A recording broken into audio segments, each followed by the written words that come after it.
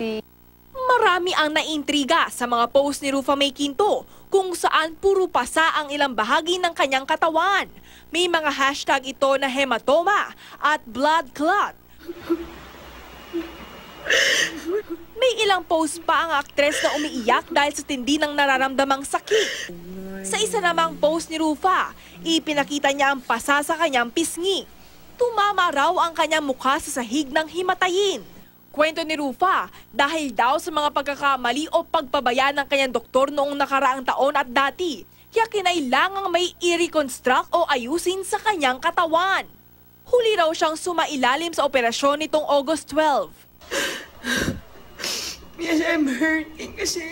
Nasasaktan daw siya dahil halos hindi siya nakapagtrabaho noong nakaraang taon. Ayon pa kay Rufa, pinost niya ang mga larawan na may pasa siya para magsilbing inspirasyon sa mga taong may parehong pinagdaraanan. Matatanda ang noong nakaraang taon, pinatanggal na aktres ang kanyang breast implants matapos makaramdam ng pananakit ng katawan. Nagpasalamat si Rufa sa mga tumulong sa kanya.